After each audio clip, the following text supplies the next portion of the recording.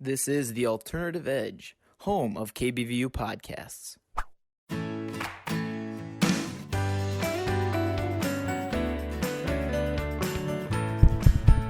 Mic check, 1, 2, 3. Let's get positive.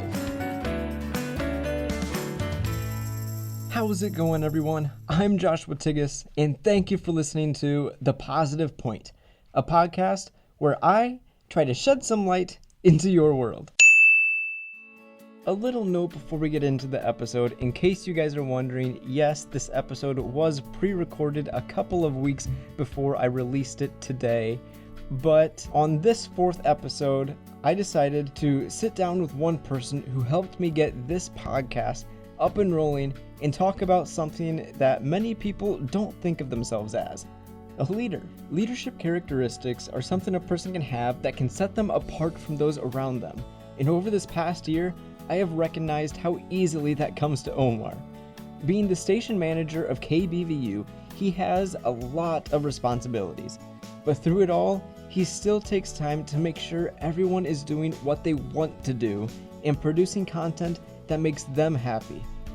I just have to say that he has quickly become a very influential person in my life because of the way he accepts everyone for who they are and allows them to express themselves. So, without further ado, allow yourself to escape from your life for a little while and enjoy this episode with Omar. Omar, welcome to The Positive Point. It's nice to be here. Well, yeah, actually be here since, we can actually have interviews back in the studio again. So that's nice. Yeah, it is nice. This is actually my first one in the studio for this season. So I think this is my first in-studio interview since, maybe back August, September or something like that. So it's been a while. Been a long time. Yeah. It's a long time. Yeah, so today's topic is leadership. But before we get into that, let's kind of talk about your leadership role here on campus. So you're the station manager of KBVU. So would you want to kind of describe what that is, what that all kind of entails? Right, so that job entails making sure that the radio station is kept alive in the sense that we can't stop playing music or else there's some fines with the FCC involved there. Pretty much it's regulating the station so it can consistently be working. A lot of my leadership is based on having trust in the people that work for me and knowing that sometimes I do have to get after people, but it's really more in the positive sense that I expect this to already have been done. So I'm placing my trust in each person that I have in my staff, and that's why I personally believe that we've been doing so well as a station, because it's never been a feeling that you have to do something or an obligation, more of I'm trusting you to do this because I believe you are the right person to be doing so. So for the station, it's making sure all of my people are happy, all my people are comfortable, they are producing and getting all the opportunities that they can to keep producing content and then grow. Yeah, you mentioned like keeping people happy, keeping them doing what they want to be doing, and we'll get into that more, but I'm curious, how or why has the audio world kind of captivated you? And I know a lot of people generally when they come into digital media, they instantly go to the TV and video side of stuff, but for the most part, you've stuck with audio. So why is that? Well, actually, when I first came, I had my heart set on being a triple major for Spanish music production and digital media. So because of my love for music and my constant attachment to music, I think that's why I gravitated to audio. My original plan was to start a radio show of me mixing music and have it be like 3 hours long and plan it out every week. But that's really tough to do, and I don't have as much time to dedicate to that as I would like. But I guess it's always been an understanding, too, that without good audio, it's hard to have great anything else. Like if you're watching a decent movie, but the music is terrible or it's not loud enough or their vocals aren't loud enough or you're at a concert and you can't hear the band, audio is important in every project that you do. So I realized early on that without good audio, it's not a good project. So with audio, I've been able to place myself in TV, in the tech at times because they might need an interview embedded. With audio, I can work across the board, and it's nice. You need me a little bit for everything.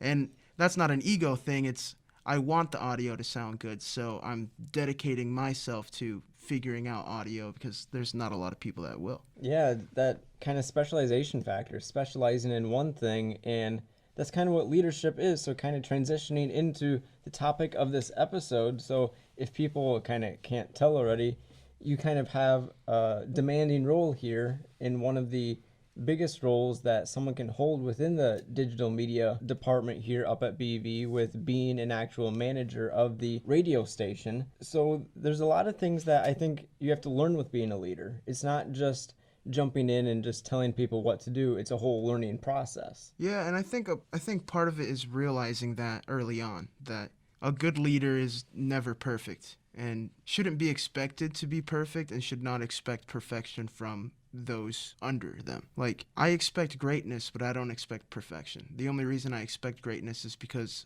everyone on my staff has proven to me that they can produce amazing content. So I am here more as a motivator and sometimes a strong and harsh, push and motivator. But I think a good leader realizes that it's not their leadership that makes people around them great. It's giving them that drive and that passion and manifesting that passion that really makes a great leader. Yeah, I love that. And just from watching you through meetings and kind of the little interactions that we've had, one thing that I've noticed is that you meet people where they are. And that's something that I believe is really important with leadership, is meeting people where they are and trying not to push them to someone who they can't be. Right, and that's all. I mean, the more you progress, the more you start to see yourself and some of your tendencies in the younger classes and the newer classes. And when I'm attached to somebody, when I see potential in someone, it's because I see passion and I see patience. And those are the two most difficult things to truly manifest in a person, because things get hard, things get complicated. I'm sure the first episode for this show didn't go exactly as you planned, right? But you got over it, you kept working on it, and, passion and patience. So I can't teach passion and patience. I can only make it grow and foster it.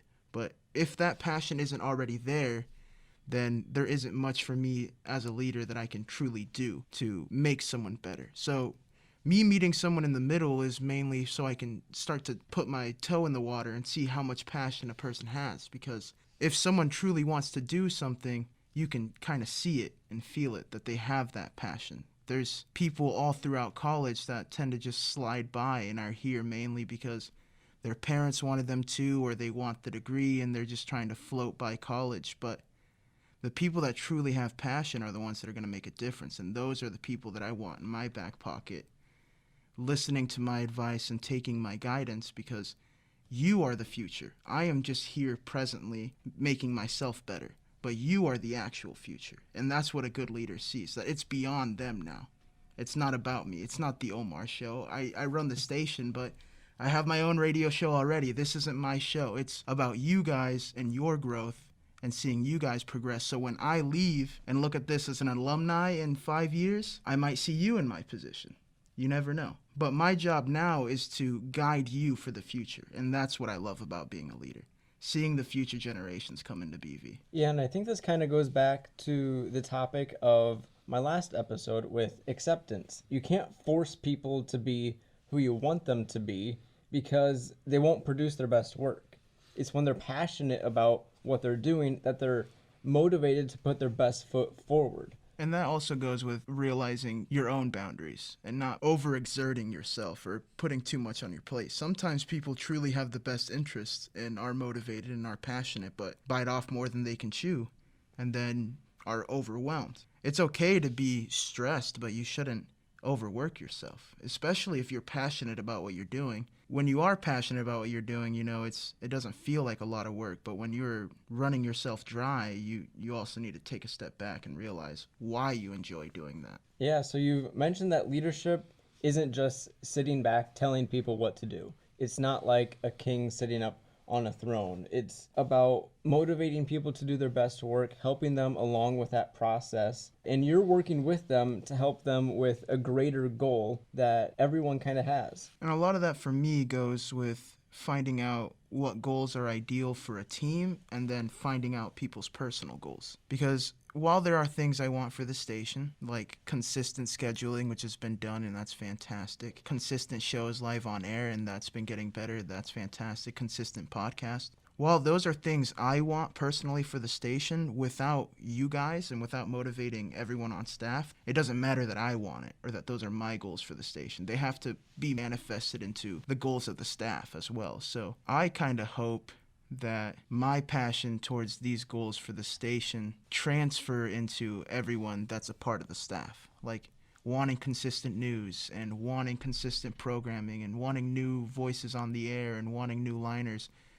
I push those goals hoping that they motivate everyone in the staff and they become part of their own personal goals. Because the more I gripe about what I want for the station that isn't attached to each staff member personally, the farther away it gets from being something worthwhile to them. And I want the station to feel like it matters to everyone that's a part of it. It's not just my baby, it's everyone's.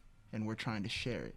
And that's why we've had Radio Station of the Year 2 times in a row, because that faith that we all have in each other, that we are a good station, and we are going to show everybody why. And I love that. Yeah, it's that faith in each other, like you just mentioned, and then also just having one common greater goal of just helping everyone produce their best work and just be passionate about what we're doing and do it to the best of our abilities. But one thing that I've kind of realized is that in order to be a good leader, you have to be a good worker. And there's two reasons that I've realized for this is you aren't just going to be handed a leadership position in whatever you do in life right away. You have to work your way up to that point and show how much you deserve that position. And then also the second one is the best leaders, like I mentioned earlier, don't act like a king on a throne. They work among the people who kind of follow them or they work over to build that connection with them. Like you mentioned, have faith in them and build that connection and have a personalized human aspect to it. Yeah, and I think a lot of that is realizing to stay humble. Like, just because I am running the station does not mean that I am better than everyone that's a part of this. I don't see myself as better by any means. I see myself as an equal that expects more than everybody. I try to give off this energy like your parents do when they say, I'm not mad, I'm just disappointed. That's the kind of energy I hope to bring because I expect more from my staff. And I'm definitely not a helicopter leader in which I'm nagging on everybody all the time, because then nothing would be done. Everyone would be tired of me and not wanting to schedule music or do a show. But being a good leader, at least in my opinion, stems from knowing your own place and knowing that you are not what makes things great just because you are in a position of guidance. You are the same, if not less, than the people under you because they are the actual framework for what makes the station great. If everyone left and it was just me to run KBVU, it would be a shamble. It'd decimate and run into the ground and burn into the ground. But it's because of all of my staff members that I can be in this position. So I'm grateful, but I'm humble as well. Because without you, there would be no station. And without the station, I wouldn't be a leader. So then my position wouldn't matter again. Yeah, I love that you brought that up, the humble aspect, and also just you're a simple guide, just helping them along. And without them, there wouldn't be no position that you'd have that leadership role of. So I really like that you brought that up. And one other thing I just want to touch on is that a leader isn't just a leader. They're a role model. And I've noticed that in my entire life is the people who lead us, whether it's parents or like family members or whatnot, or even, for example, you, the leaders in our lives who we look up to are our role models because they're the people that we look to for that guidance that you just mentioned. Well, I mean, I don't know about role model right now. That's kind of tooting my horn a little too much, but I definitely say that part of my leadership style is becoming your friend first. Because all work aside, I want the relationship with all my staff that I can actually have a check-in with you and be like, how are you doing? Are you okay? Are your classes going okay? I want to have an actual personal relationship with everybody that I work with, because part of that trust and trusting you with your job also comes with knowing that you are fit to do the job. And if I task you with something and you are not in the right mindset or you haven't been okay, I know that's not going to get done to the best of your ability. And at that point, the job doesn't matter. I want to make sure that everyone's okay in the staff, because we all have low moments, and we all have moments that are extremely difficult, and this pandemic doesn't help, and the weather sure doesn't help right now. But I think part of being a good leader is realizing that you need to be vulnerable because everyone around you is also vulnerable. Life doesn't stop and get better or worse just for you. It does it to everybody. So taking that step back and removing yourself from boss mode and making sure everyone's okay is just as important as trying to be productive at a meeting. That's why at every KBVU and SCJ meeting, you will later see that I'm always doing a mental health checkup. How's everybody doing? Or if I see you in the hallway, I'm going to ask you how you're doing, just because it's important to me to make sure that you are in the right mindset and in the right emotional position to keep working, because I expect greatness from you. And if I'm going to drive you to do the best of your ability to work hard, you need to be in the right mindset to work hard. And I don't want to overwork someone that's in a tough place, because I've overworked myself as I'm in an emotional rut, and breakdowns aren't fun. And in college, we're all prone to that. We're not immune of it. We can't avoid it. It's going to happen. Everyone burns out. But if you can help avoid that and keep someone from doing so, or have that relationship with your staff that they feel like they can come to you with work and personal problems, then at that point, I personally believe you are the best leader you can be. Because then it's beyond work. They truly trust you, and they care about your opinion, just as I care for all my staff. And I feel like I can go to anybody in my staff and tell them a personal problem or ask for personal advice. I want that same energy back. So I have to give it before I can expect to receive it. One other thing I want to mention here quickly before we wrap up is we kind of touched on this earlier, how the best leaders don't aim to get the people who, like, let's say, follow them from point A to point B. They aim to turn their followers into leaders for the future, to continue on whatever it is they're doing, continue on into the future. And that kind of leads into two quotes that I found here that I wanted to incorporate. So this is from William Arthur Wood. He says, "Leadership is based on inspiration, not domination, on cooperation, not intimidation." So I really like that quote. And then this other one I found from John C. Maxwell. He says, "A leader is one who knows the way, goes the way, and shows the way." So I think those fit pretty well into what we've talked about here today. And then simply everyone can be a leader. I know oftentimes people don't think of themselves as a leader, but because they don't have like these leadership positions of like a CEO of a company or anything. But in our lives, we are all leaders to each other, to the people around us. That kind of goes back to the role model aspect that I was talking about earlier. But even if it's just to some younger siblings or cousins that you have, you can be a leader to them as well. Yeah, and I think that goes to, if you've ever been asked for help by anybody, then you're technically a leader, because you took time to guide someone, help someone, and provide feedback.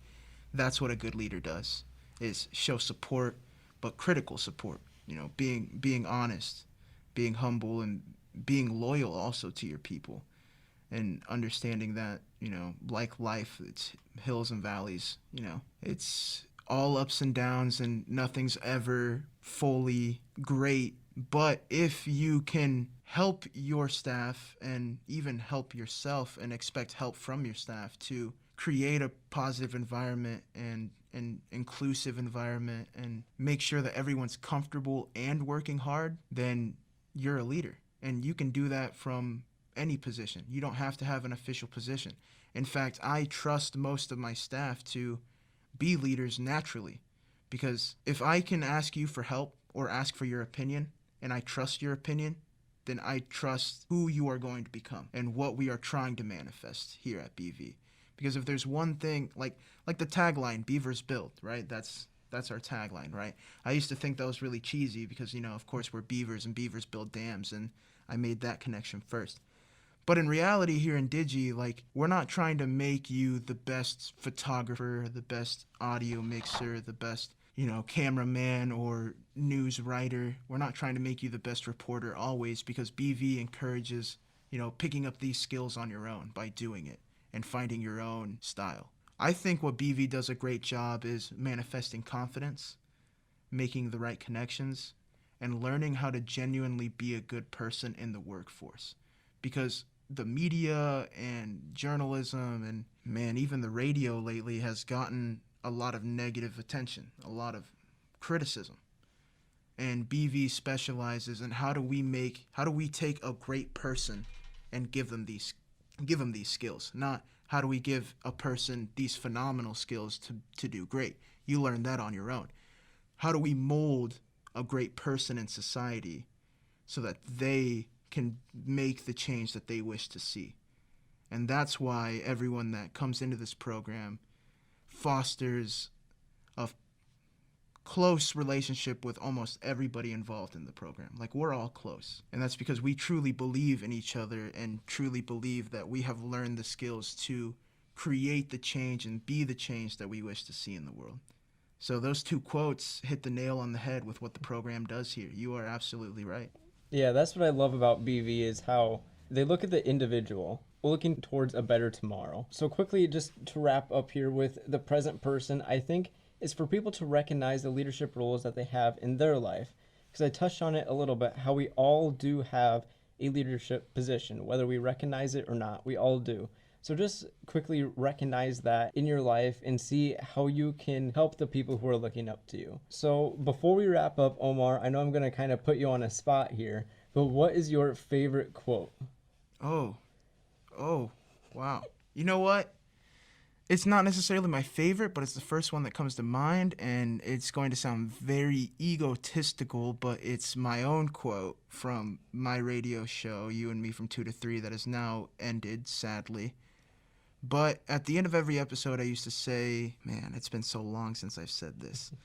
I used to say, give the universe the energy you wish to receive from it, and it should give it back to you. At least that's what I believe. Because if you want greatness, give the world greatness. If you want patience, be patient. Everything that you strive to do and put out and work towards should be given back to you if you stay humble and true to yourself. So if you want kindness, be kind. If you want a hug, give someone a hug. You know, it goes both ways. You can't just take from the world. You have to give to it too. I love that, bringing up like the two-way street. Give and you shall receive. So I love that quote. And Omar, thank you so much for taking the chance to sit down in the studio. Actually, in the studio. We love that. Yeah, so thank you for coming on and being a guest on The Positive Point. Thanks for having me. And thanks for making my day more positive, even though it's still snowing outside. But thanks for having me, Joshua. I really appreciate it. I hope you enjoyed that conversation that I had with Omar, and I'm sure you were able to see how amazing of a person he is. Like I mentioned in the introduction, he was one of the first people to help push me into making this podcast a reality, and he didn't try to influence me in any way.